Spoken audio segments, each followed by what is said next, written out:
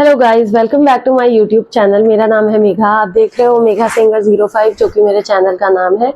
Guys, हमने last वाले video में ये देखा कि हमारे साथ में फ्रॉड कितने कितने तरीके के हो सकते हैं साइबर के केस में। ठीक है, अब मैं आज आपको कुछ टर्म्स के बारे में बताऊंगी, उनके मीनिंग्स बताऊंगी आपको, और उसके बाद में मैं आपको ना लास्ट में इस वीडियो में, या अगर ये बड़ी हो गई तो नेक्स्ट वीडियो में बताऊंगी उसके एक एग्जाम्पल के थ्रू कि क्या किस तरीके से किस पर्सन ने फ्रॉड किया और फिर आप उससे कैसे रिकवर कर सकते हो। ठीक है, सो गाइज, अभी के लिए हम स्टार्ट करते हैं टर्मिनोलॉजी ऑफ साइबर क्राइम से।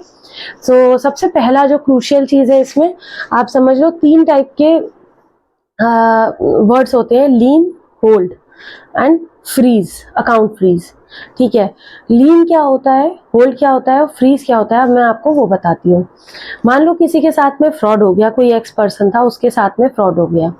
उसके साथ फ्रॉड हुआ था टोटल 1 लाख रुपए का, लेकिन उसने एक बार में वो पैसे ना देके अलग अलग अकाउंट से पैसे लिए गए उससे। ठीक है, और उसके साथ में क्या हुआ कि जब उसने साइबर क्राइम में इसे रिपोर्ट किया तो उसे पता चला कि अच्छा, उसने अलग अलग क्यूआर कोड्स पे पेमेंट ली थी आपसे, और ये सारे डिफरेंट डिफरेंट अकाउंट्स हैं, और आपके पास में होल्ड का मैसेज आता है। ठीक, तो वो होल्ड का मैसेज आया कि आपका इस अकाउंट में इतना अमाउंट होल्ड है, मतलब 50,000 होल्ड है और 1 लाख रुपए लीन में पड़ा हुआ है। अब आपको क्या करना है, होल्ड और लीन का मतलब मैं समझाती हूँ।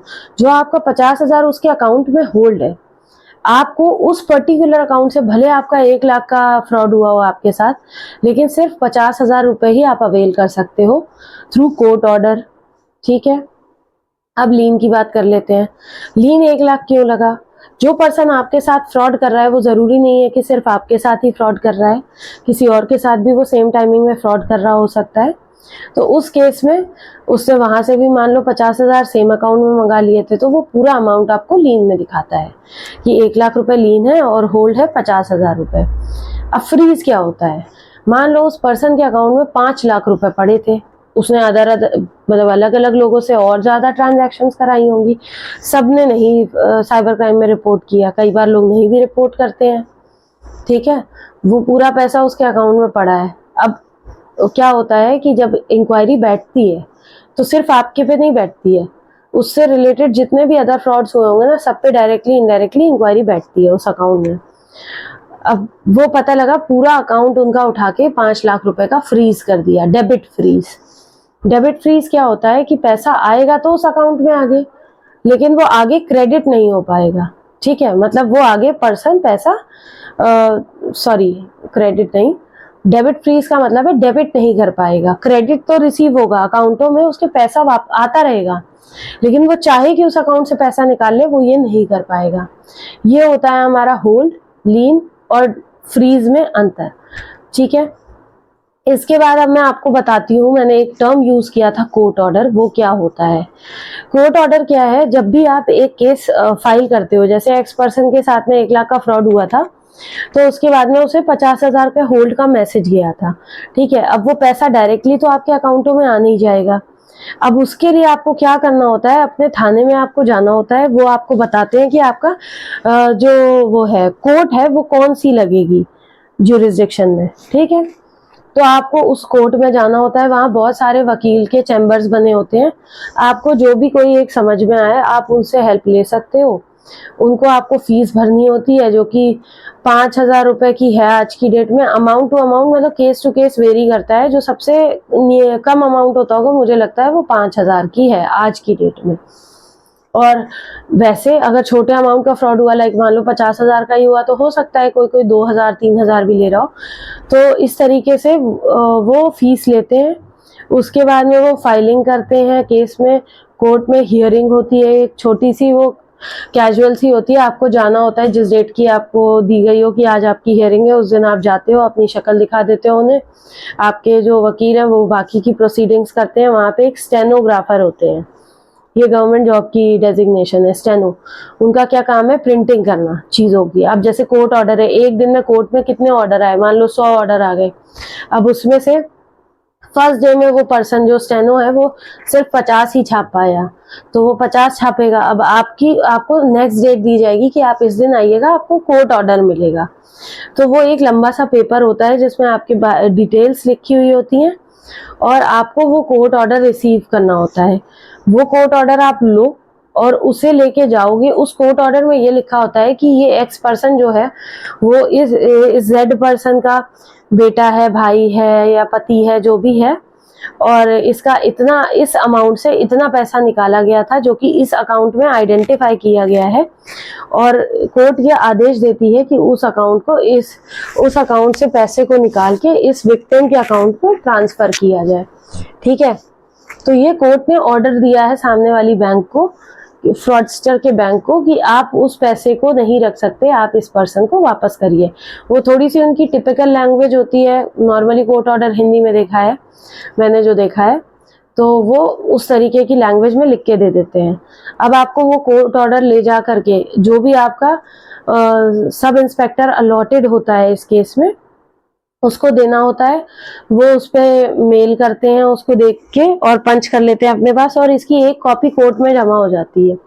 ठीक है, और एक कॉपी उन्हें मिलती है स्टैंप लगा के, और वो अपने पास रख लेते हैं। और उसके बाद में विद इन 1 वीक और मान लो 10 डेज मैक्सिमम आपके पैसे आपके अकाउंट में आ जाते हैं। तो ये पूरा प्रोसीजर होता है। अब इसमें भी बहुत एक कैच है, होल्ड अमाउंट जरूरी नहीं है कि 40,000 है या 50,000 है उस केस में तो आपको पूरा 50,000 मिल जाएगा। अब उस पर्सन ने बहुत सारा फ्रॉड किया, लीन मार्क हुआ 1 लाख का और होल्ड हुआ 50,000 रुपए। अब मान लो उसमें 3 लोगों ने कंप्लेन कर दी, उसके में तो ऑलरेडी लीन मार्क हो गया है। ठीक है, तो जो सबसे पहले कोर्ट ऑर्डर ले आकर के देगा और जिसकी पहले मेल वगैरह चली जाएगी तो उसको उतना अमाउंट मिल जाएगा, उसके बाद जो बचेगा वो आपको मिलेगा। तो इसलिए कोशिश ये करनी चाहिए कि जब भी हम कोर्ट ऑर्डर लाने जा रहे हैं ना, तो हमें जल्दी से जल्दी वो कोर्ट ऑर्डर अवेल करने की कोशिश करनी चाहिए, जो कि मैं आपको ऑनेस्टली बता रही हूँ कि कोर्ट वाले करने नहीं देते हैं। आपको वकीलों को हर टाइम 70 रुपए की स्टैंप के लिए 500 रुपए भी देने पड़ेंगे, ये भी आप याद रखिए। जो इंडिया की जुडिशरी है वो इसी तरीके से काम करती है। मुझे पता है मैं ये चीज़ें ओपनली बोल रही हूँ, हो सकता है मेरे पे कोई आ जाए कुछ बोलने के लिए, लेकिन मैं ये आपको सच्चाई बता रही हूँ इंडिया की, कि यहाँ पे हर लेवल पे लोग पैसा खा रहे हैं और सरेआम चल रहा है, किसी को कोई लेना देना नहीं है उससे। ठीक है, आपका पैसा आप ही सेफ रख सकते हो। मैं आपको यही सजेशन दूंगी कि गलती से भी आप किसी को ट्रस्ट बेसिस पे कभी भी पैसा ट्रांसफर मत करिए और इस तरीके की चीज़ों में आप इन्वॉल्व मत होइए। मतलब आप गेमिंग में, तो आप सोच लो गेमिंग में पैसा ही नहीं आता है, gaming is equals to gambling के अंडर आता है, और वो कभी भी उसका पैसा आपका कभी नहीं आएगा। आप चाहे केस कर लो चाहे कुछ कर लो, मेरे हिसाब से आपको केस करना चाहिए कि भाई कम से कम पैसे ना आए, लेकिन एक चीज आपके अगेंस्ट में तो कोई नहीं आ पाएगा ना कल को कि अरे इन्होंने इलीगल ट्रेडिंग करी या कुछ करा। तो आपको अपने प्रूफ के लिए केसेस जरूर करने चाहिए। और आप एक और चीज याद रखिए कि कभी भी किसी भी अननोन अकाउंट से अपने अकाउंटों में पैसा मत लीजिए, या कोई अगर आपको फोन करके कोई नोन भी कह देता है ना कि भाई तेरे अकाउंट में ना 50,000 रुपए आ रहे होंगे, वो रिसीव कर ले, मेरे को शाम को दे दियो, ऐसा मत करिए। आपको नहीं पता है कि वो पर्सन क्या काम कर रहा है जब तक, और वो पैसा कहाँ से आ रहा है, तब तक आपको पैसे नहीं रिसीव करने चाहिए। क्योंकि कई बार होता क्या है, जो भी साइबर क्राइम करते हैं ना, उनके खुद के कोई अकाउंट नहीं होते, वो अपनी आइडेंटिटी हमेशा छुपा के रखते हैं, वो बहुत स्मार्ट होते हैं। वो अपने नोन जैसे कोई फ्रेंड हो गया या कोई हो गया जो कि उन्हें नहीं जानता है ठीक से, हाय हेलो है बस, और उसे ये पता है कि ये पर्सन इसके में अकाउंटों में पैसा जाएगा तो ये वापस कर देगा, वो उसके अकाउंटों में पैसा ले लेते हैं और उसके बाद में उनके अकाउंटों में लीन, होल्ड और फ्रीज लग जाती है और वो हमेशा भागते रहेंगे। और जो पर्सन है जिसने एक्चुअल में जो आपसे कैश लेके चला गया ना, वो आप कभी नहीं पकड़ पाओगे। इसीलिए पुलिस जो है वो हमेशा कभी भी कंप्लेन होने पे ना मनी ट्रेल पकड़ती है। उन्हें साइबर क्राइम में यही ट्रेनिंग दी जाती है कि आप मनी को पकड़ो, पैसे को पकड़ो, तो आप पर्सन तक पहुंच पाओगे। आप पर्सन को पकड़ोगे तो कभी आप पर्सन तक नहीं पहुंच पाओगे। सो गाइज, इस वीडियो में भी इतना ही। अब आगे की चीजें मैं आपको बताऊंगी, इसमें मैंने कोर्ट ऑर्डर वगैरह कवर कर दिया। जो फर्दर चीजें हैं मैं अगली वीडियो में बताऊंगी आपको, ठीक है। पार्ट 3 देखिएगा। अभी के लिए आप सभी का बहुत बहुत थैंक यू। प्लीज़ मेरी वीडियोस को लाइक शेयर सब्सक्राइब करना ना भूलें और बेल आइकन ज़रूर प्रेस करें और अपनों के साथ में से शेयर करें, क्योंकि ये एक जनरल नॉलेज टाइप की मैं वीडियो बना रही हूँ जो कि मुझे लगता है कि सबके ही काम आने वाली है। Thank you so much guys.